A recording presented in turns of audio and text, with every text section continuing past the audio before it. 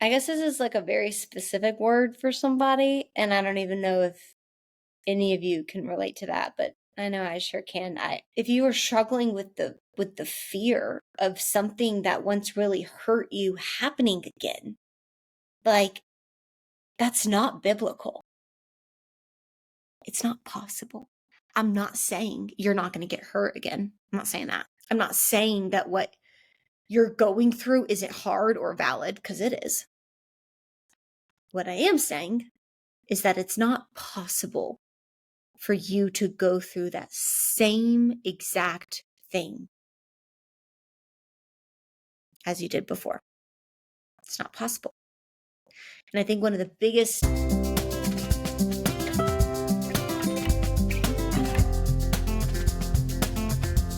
friends, happy Thursday. I don't know why I said it like that. Happy Thursday. Happy Thursday. My butt is on fire right now. I'm sitting on a heating pad and I think I put it in for too long. So we're gonna adjust my butt cheeks are like on fire. Welcome to Made to Shine. It's been a weird day. I'll tell you what. It's been a very strange day. It's a Monday at 2:00. I work a full-time corporate job. This is why that's weird. This is why I don't typically record these in the middle of the day. I'm typically on like 5,000 meetings throughout the day, literally. But I know you all can relate. Corporate jobs can be tough. I woke up this morning. I wasn't planning on not working today. Was not planning on not working today. My company, I didn't mean to just be like corporate jobs are tough. I really do appreciate my corporate job. It was totally a godsend. A lot of you guys don't know I have a full-time corporate job, which yes, I do. Podcast is all like for fun. I just love having this podcast, but I do have a full-time sales job. And okay, we're just taking this heating pad off. It was so hot. It's like smoking hot. But I have a full-time corporate job, and so I do all this on the side. So that means I kind of have to fit where I do these podcasts. And each week, it's got to the point where when all my health stuff was going on, I had to take off podcasting because I didn't realize, but it's a lot because I also edit all the stuff on my own. So, it can be kind of hard. It can be kind of hard adding that all together. But it's fun. I say that because it's been a weird day. And I specifically wanted to get on here, not knowing it was going to be a weird day, but I wanted to get on here in the middle of this weird day because, I don't know, I used to think of podcasting like I had to be in the right mood. I had to be like feeling a certain way, like looking somewhat not like I just woke up, which I didn't just wake up. It's 2:00. I've had a day. I've worked out. I've gone to the sauna. I've watched The House of David on Amazon Prime. But I definitely don't look put together. But all that to say, this is where we're at today. It's been a weird day because I woke up and I, again, wasn't planning on not working today. My company has these things called wellness days, and you have an unlimited amount of wellness days that you can take. And I'm so grateful for that. That's amazing. I will say though, what I find is not that it's like looked down upon to take a wellness day, but it's kind of like, how like when companies, I've worked at so many companies that have unlimited PTO, that's like, I'm in tech sales. So I sell software, and every company I've worked at pretty much, this is my 5th I'm on, unlimited PTO. And you'd think that is such an amazing thing. For those of you that have never had unlimited PTO, you're like, oh my gosh, that's amazing. I actually prefer, like, my current company doesn't have unlimited PTO, and I love that. I prefer that because what I found is when you work at a company where you have unlimited PTO, it's kind of looked down upon when you take PTO, and you feel like you're not allowed to take it because you don't have the excuse of, well, this isn't going to roll over, so I have to take it, right? So when you actually do take PTO, it's you're kind of terrified to ask to take it. So you end up just never taking PTO. So I love these wellness days. Like most companies don't even have that. Like you're probably like, what in the world what 21st century company are you working at that you get a wellness day? I get it. It is an amazing privilege. And you have unlimited wellness days. I've never taken one. So I just found, not that they put this on us, and that's the message of the company. I work at an amazing company. They've not put this message on us, but I found, for me, Annie Mayfield, I have projected onto this unlimited wellness days thing my same tendency is when I had unlimited PTO at other companies, which is like, you just don't take it. And so I've worked at this company for almost a year and a half, and I've never taken a wellness day. Like, even when I was going through when they thought I could potentially have had cancer, I still worked. Like, I literally got out of giving blood to see if I had cancer or not, and hopped on a meeting in the car. Like, I never took a wellness day. I didn't take PTO. Like, I would go to my doctor's appointments and I'd come right back home and hop on a million meetings. And today when I woke up and it was like a normal Monday. It was a normal Monday. Like, I woke up and it was 6:30 in the morning, and I was about to go, like, I was doing my Bible time, and I just was like, no, no, no, no. I've never felt that before. I mean that. Like, I've never felt that before. I have literally never felt my spirit be like, no, you're not doing this today. You're not doing this today. I've never felt that. Like, I've always loved working. I've always loved working. In fact, one of my biggest concerns was that I was never going to find a man because I'm such a workaholic. Truly. Like, I've always loved working. And today it was just like, no, you're not doing this. Like, recently I've been super stressed, and I always say this, like, I feel like as a world, we do such a good job playing the hardship Olympics. Like, I'm not allowed to say that I'm stressed, and I'm not allowed to say that I'm having a hard day because they're having I even heard someone say recently that, growing up, whenever he would say that, people would be like, well, there are children in other countries that don't have food. And that's true. That is true. And that is a horrible thing. That's a horrible thing. And it's a horrible misfortune. And I understand the importance of getting perspective, but I also feel like sometimes we never actually let ourselves feel upset because we don't feel like we're allowed to. We feel like we're like, I'm not even allowed to say something's wrong. Ugh, said I wasn't going to cry. I didn't think like tears were going to come this far in. Recently, I have just been like,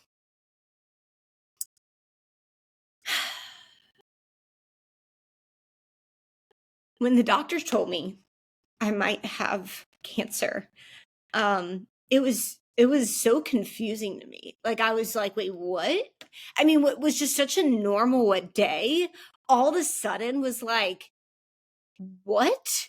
I mean, and I think what no one talks about is when you go through something hard, it's the hard that comes after that hard, like I don't have cancer. God bless. I don't. And I know a lot of you might know people, or you might have a story where that wasn't the results that you got. And I'm so sorry. Like, cancer was not part of God's initial design. Right. And like, so my heart breaks for you. And I was fortunate. I was fortunate to get this news that I didn't have it. But then now, like, I'm a few weeks out. In fact, I'm supposed to be at the doctor right now. Today was my 6-week check-in from the appointment where I got my results back. And things have been okay. Like, I've, like, health-wise, have seen a lot of improvement with physical therapy, but like, do I still have pain? Yeah. And does it get really bad when I get stressed out? Yeah. Last week, work was so stressful for me. I was literally on, like, it was like I didn't even have 2 seconds to breathe, and my back was just writhing in pain. Like, I couldn't sit, I couldn't stand, I couldn't sleep. And then guess what? Saturday, Sunday, I literally had no pain in my back because I wasn't working. I had no stress. So what do you do when you have to do something to, like, I have to work to live, to pay the bills, but it also is like killing you. You know what I mean? Like, it's also causing you so much pain. And so because you have those things in your life too, where it's like, I can't, like, my kids are going to cause me to have a heart attack because they're stressing me out so much, but they're my kids. Like, I can't, this thing is like so wonderful and such a gift, but it's also causing me all this pain. Like, and I've learned so much about the joint space between holding grief and joy that God has for us. Like, there's like, even when Jesus was going to the cross, he endured for the joy set before him. Like, there was joy, but then there was also something he had to endure, which means there was something that was hard, which means there was something that was challenging. Today, I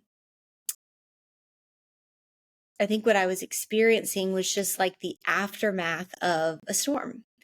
And what I was telling my mom the other day, I think I mentioned this on the podcast before, like, the way I've felt recently is, that movie Twister? Did y'all ever watch Twister or Twisters? And like the tornado comes and they survive it barely, but they survive it. Everything's destroyed. People are like dying. Like, everybody's really injured and hurt. And the movie ends right. Like, the movie basically ends right there. It has like a little fast forward shot, but it doesn't show the rebuild. It doesn't show, hey, when a tornado came, yes, hoorah, you survived. You survived the storm. But guess what? You survived the storm, and then you've got to pick up the pieces that the storm destroyed. And you're tired, and you're scared, and you have a little bit of PTSD, and it's freaking you out. Like, for me, what started all of this was my legs started hurting. Like, my legs, it felt like I pulled a hamstring, like an injury I've had so many times in my life. I can't even tell you how many times I've been injured as a high school, like a middle school. I mean, I played sports right out of the womb, like middle school, high school, college athlete. Like, I can't tell you the amount of times I've been injured. I literally felt like that. And then it led me on this long journey of then being told I might almost have cancer to now it's an autoimmune disorder. And a lot of things make more sense, but at the same time, it's scary. And so for me, like, I guess you could, I mean, I haven't talked to a therapist about this, and I probably should do that. But it's kind of like a form of PTSD in a way. It's like, even like the past 2 days, like, my leg has been hurting me a little bit. And I know it's because I'm stressed out, but when I'm hurting because I'm stressed out, I stress out because I'm hurting. And then I'm like, I can't not stress out because I'm stressed out. And then I'm stressed out because I can't not stress out. And it's PTSD because I remember, like, it's hurting the same exact way it hurt when all of this started. And so you're like, is it happening again? Am I going to have days where I can't get out of bed again because it hurts so bad again? Like, is it going to happen again? Like, and it's like, it's tormenting, and it just consumes you. And it's like every step I take, I'm aware of that leg that's hurting. Every step. Like at church yesterday, every step I took to go sit down, I was aware of the pain that was in my leg that feels a lot like the pain that was in my leg when this whole thing started, and then led in me being told I might have cancer, or now I have an autoimmune thing. You know what I mean? And it's just like, oh my gosh. And so this morning when I woke up and I went to go read my Bible, I just was like, Lord, like, I can't do this today. I can't do it today. I don't care. I don't care. I don't care. Like, you cannot pay me enough money in my corporate job to make me want to go work today. Like, I'm scared to say that because that's not like me. That's not like me. But I'm scared. Like, all I can think about is like all of this happening again. And all I can think about is like, what if this happens, and like, what's going to happen? And then, like, I can't do certain things and move certain ways, and like I can't like live my life like normal. And like, cheering on my fiance at the half marathon the other week, it's like, will I ever get to do this again? Like, being a college runner, it's like, will I ever get to do something like that again? And I share this because for me, this is my experience. We're all going to go through seasons of our life where it's like you're scared of something happening again because it's scary. Maybe you lost a loved one and you're scared to get close to somebody else again because you're like, I don't want that to happen again. I don't want to feel that way again. Maybe it's, you're isolating yourself from friendships because those girls were really mean to you. And you're like, you know what? It's easier to just feel the pain of being alone and not having female friendships than experiencing the pain of them gossiping about me and rejecting me. Maybe it's the fear of flipping your money. Like, you make money, but you're afraid to give. You're afraid to invest. You're afraid to do anything with it other than it sitting in your bank. Maybe you're afraid of the banks because you're like, I've done that before. I've invested before. I've given to people before. And guess what? I got scammed. I got conned. Or I lost a lot of money. I'm scared to do that again. I'm scared to go through that again. We all have those things in our life where we're like, I'm just scared to do that again. And so what we do is we grab on to money or control, things we perceive to have control over, like our routine or how important we are in our job, or like finding that next boyfriend or finding that next girlfriend for my guys listening, or getting married or having a baby, or we grab onto these things that we think give us significance and control and distraction from what's actually going on. And I think I'm going to put my heating pad back on. Y'all always know. Just so you know, if you DM me on Instagram, if you ever have like any physical ailment, I promise I probably know a protocol. And have the equipment for it. I was looking up like full body massage chairs earlier because I was like, I can't even lay down and watch House of David not being in pain. So should I get a full body massage chair? It's too expensive. But I say this because you're going to have moments where you're kind of at these crossroads where you're like, hey, I'm scared of this thing happening again. And it is kind of like a PTSD. It is. And it is scary. And that is valid. It's like, I did this once before. It happened this way. It's going to happen like that again.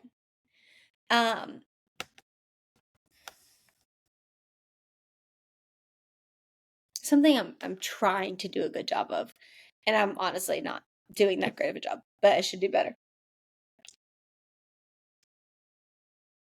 is reminding myself, no matter how similar situations are, like no matter how much this feels like the last time, even for me, like I remember in college when I started dating a guy. It was like we dated for a while. We met like first day of college or something like that. Oh no, yeah, we met a little bit before first day of college. But anyways, we dated for like a year and a half or so, give or take. And I remember right before he was gonna break up with me, I remember him sending me a text. And it was just like when my high school boyfriend, who I had also dated for, well, a little bit longer than that, but whatever. It was like the same thing. They both texted, can we talk? First of all, if you're going to break up with somebody, can we just made a shine? Can we just have like a commitment between you and I? Let's never do that. Let's never text somebody, can we talk, who we've been dating for more than 6 months. Because when have you ever needed permission to talk to them? So just talk. You don't need to ask to talk. You just need to say, hey, I need to talk. Let's just do it. Let's just agree to that. But anyways, they both different aged Annies. It's like 17-year-old Annie, and then there's like 20. How old are you? Your sophomore year of college, but like sophomore year of college Annie. And I get these texts, and both from guys that at the time I just was head over heels for. And I remember when my college boyfriend broke up with me, and like very much the same way that my high school boyfriend did, it was kind of like a PTSD. Like I started going back to, okay, what did I do the last time this happened? And that can be healthy in a regard. It's like if you have a pattern of success for healing, it's good to have that, to go a framework for healing. It's good to have that and to go back to that when similar situations arise. Like if you roll your ankle once and you do something that heals it, you should probably do something similar the next time. That's healthy. I think where we get Where it's not healthy and where it can be a little bit dangerous is when we literally assume these situations and the people we are in those situations are the same. Because that's literally not possible. That's not biblical either. Like when God says we're a new creation in him, that's constant. That is like we are constantly renewed. Constantly. His mercies are new every single day. Why is that important? Because to assume that the same exact thing is going to happen to you again is not biblical. That's literally not possible. Even me, I was telling Hunter this yesterday when I was like having a really anxious day. And I was like, okay. We were kind of like talking about it. And I was just like, what I'm trying to remind myself right now is let's just talk about biology for a second. Let's leave is biological and biblical. My point here I'm trying to make. Biologically, I have been doing physical therapy now for like 6 months. Okay. Long time. Long time. And the biology of my legs, like the tissues, they have changed. They are literally not the same legs that I had before all of this happened. It's not. So, if my legs hurting in some regard, can it be because, is it because of this autoimmune thing that when I get stressed, I get chronically injured? Yes. But is the makeup of that injury and what that's going to lead to, is that going to be the same exact thing I just walked through? No. It's literally not possible. It's not biologically possible because my tissues are different. My legs are different. Like I've strengthened them. I've taken care of them. I have new supplements that feed them properly. Like it's literally not possible with all of that for the same exact thing to happen to me as it did 6 months ago in college when that guy broke up with me. Even though it felt eerily similar, it was not the same situation. It wasn't because I had grown. I was different. It was 17 to what? Like 19, 20, like 3 years had gone by. I had changed. I had grown. I was not the same girl that I was when I went through the heartbreak the first time. It wasn't the same situation. Like it just, and so even though it felt similar, it's literally not possible for it to be similar. For it to be the same. Something can be similar, but that doesn't mean it's the same. And that's what I want to get across is like, I don't even know what you would title this episode. Weird Mondays. I don't know. Wellness Day Mondays. I guess this is like a very specific word for somebody, and I don't even know if any of you can relate to that, but I know I sure can. If you are struggling with the fear of something that once really hurt you happening again, like that's not biblical. It's not possible. I'm not saying you're not going to get hurt again. I'm not saying that. I'm not saying that what you're going through isn't hard or valid, because it is. What I am saying is that it's not possible for you to go through that same exact thing as you did before. It's not possible. And I think one of the biggest plagues the enemy has on us or pulls on us is the enemy wants us to believe that what's going on right now is all there is. That and what's going on right now, for better or for worse, is limited to what is currently here in front of us and what's happened to us in the past. And it's just not true. It's not. Like,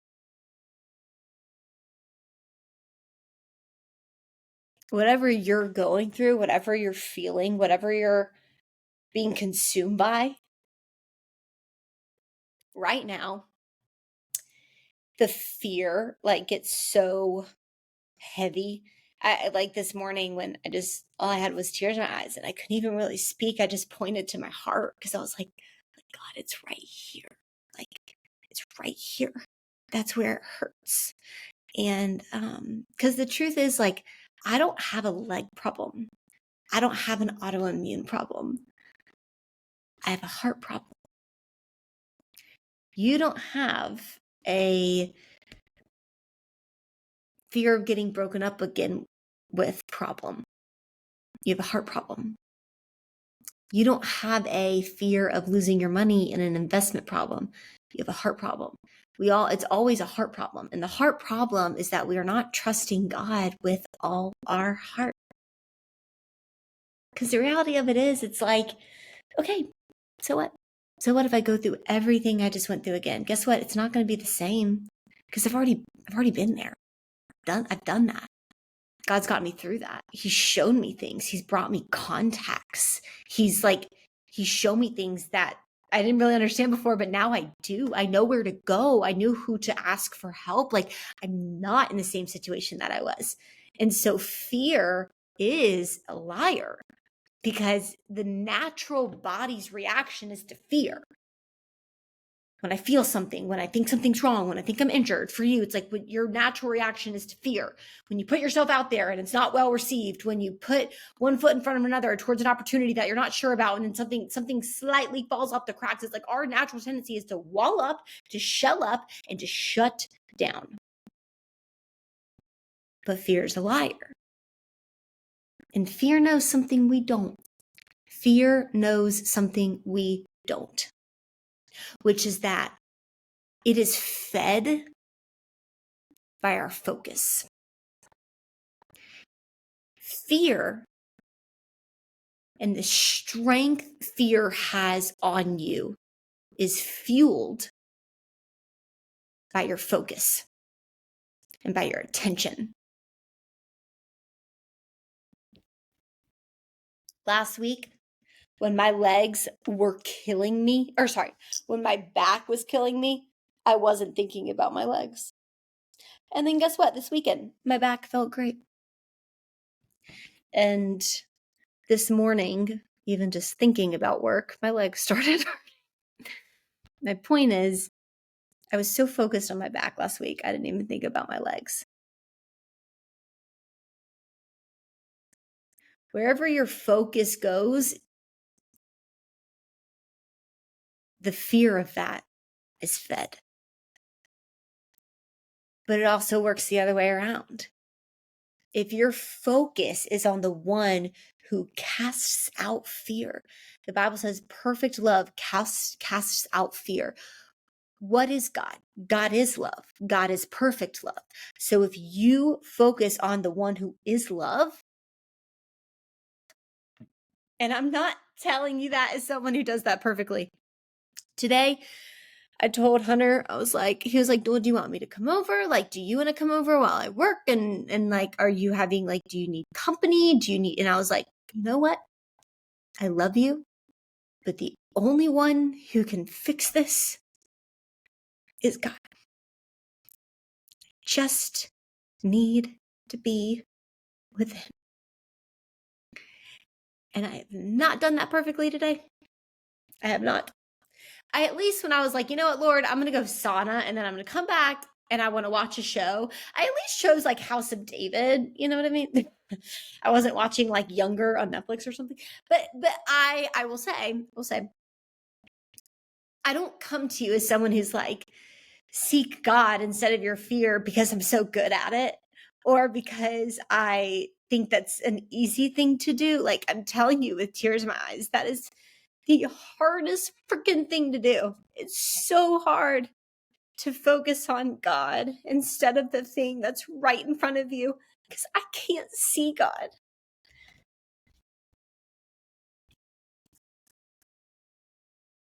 But I can feel my fear and I can see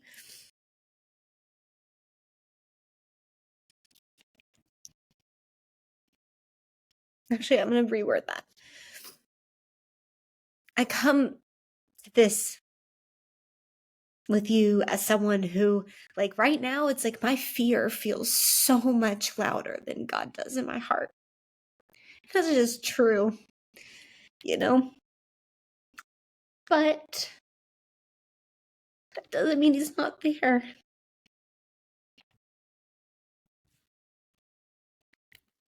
And I believe that for you, but I also believe that for me. Like, my fear feels really loud.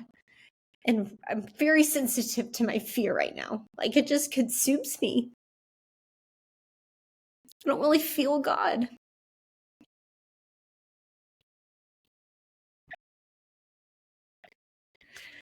But that doesn't mean he's not with me. Ugh.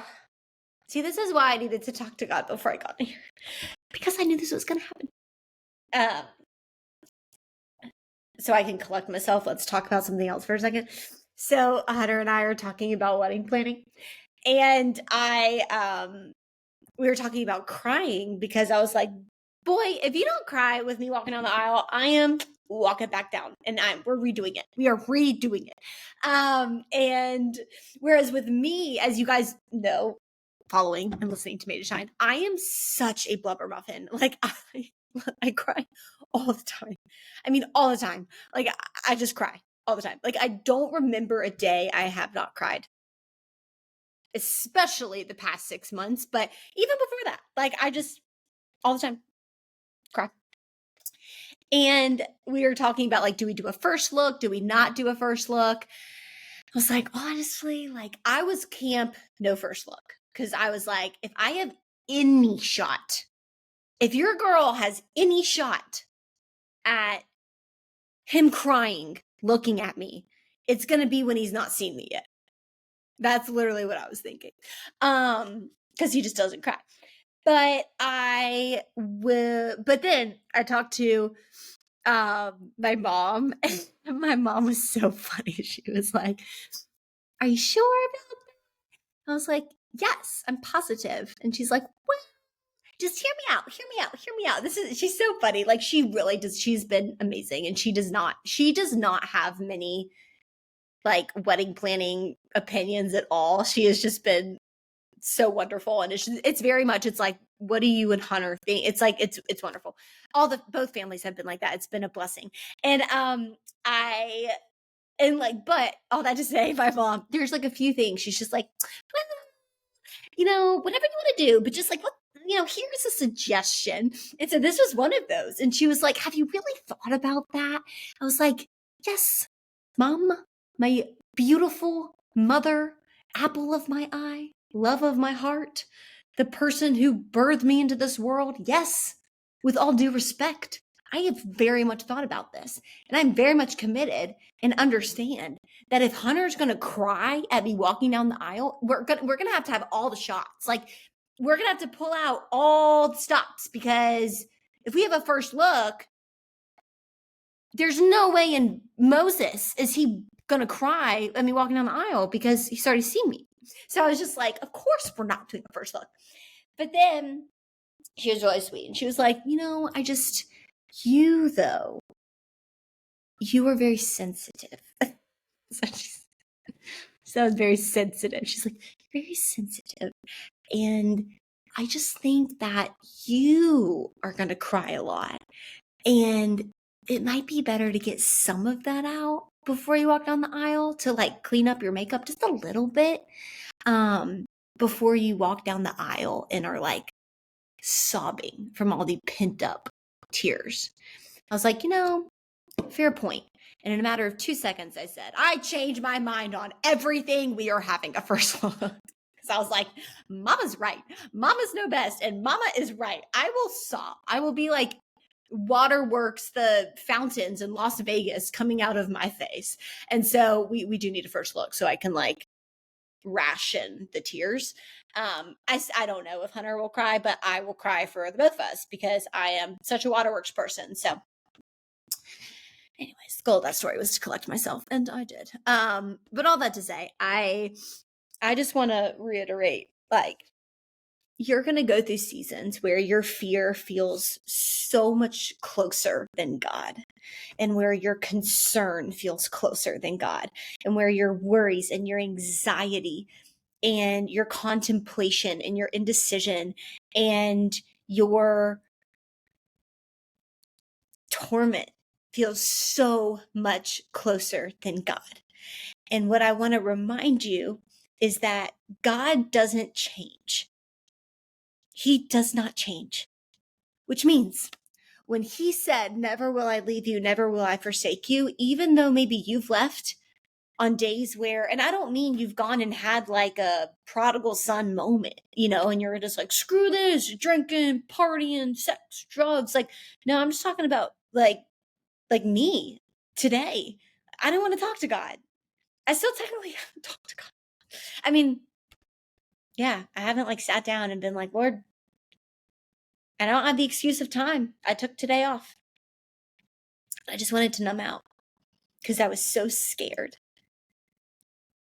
No amount of anything out here, food, like for me, I typically, I'm like, I want some more raisin toast, like I try to drown out with food. I try to drown out with exercise. I try to drown out with productivity. I try to like nothing out here will ever give you what God can give you. Will never give you the peace that God can give you. And friend, like that peace isn't something you earn. It's not something you earn with your focus or your attention.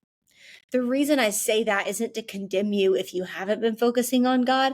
It's just to remind you that He is always there waiting for you to just focus on Him, because it is the key to your peace. Not to shame you because you haven't been doing that, but to say, hey, Annie, hey, friend who's listening, like He is the key. And you are no further away from Him than your ability to just say, Dad, Father, I need you again.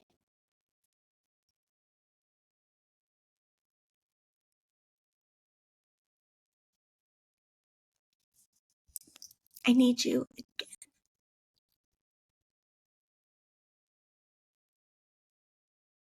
You don't have to come back with your tail between your legs. It's just, I need you again. I've tried all these ibuprofen versions of feeling better, and none of it actually fixed anything. So I need you again.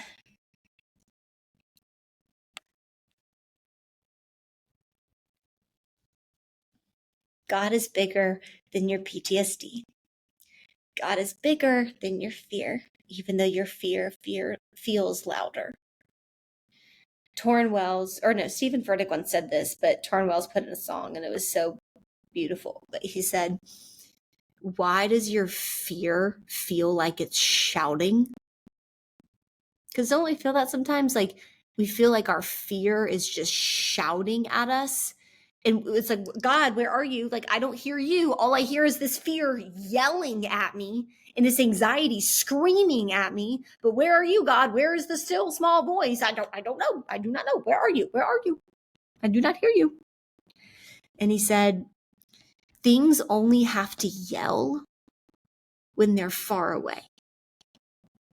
The reason God's voice feels like a whisper and fear feels like it's a shout is because fear isn't actually close to you. So it has to shout for you to hear it. Whereas God whispers because He can. Because He's close. Because He's close.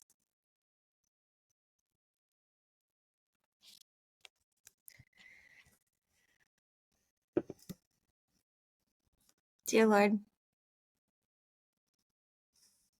I'm sorry. And I think we all are.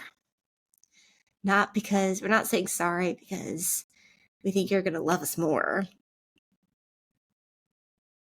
Because we think you need it. Because we need it.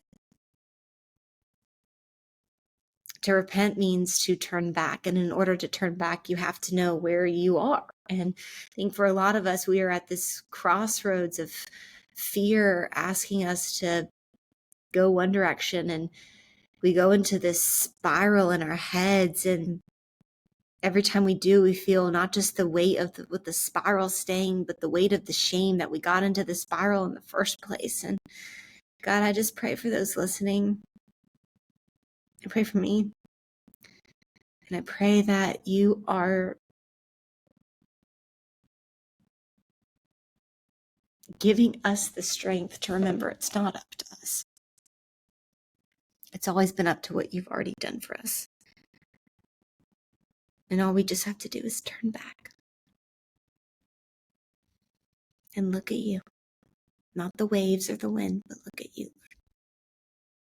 And in Jesus' name, I pray for peace amongst the people suffering from PTSD, and the people suffering from fear, and the people suffering from anxiety and shame and worry and concern and indecision. Lord, in Jesus' name, I pray peace for them, that they have a God who is with them every step of the way, and that you will work all things for good for those that love them and love you. In Jesus' name, amen.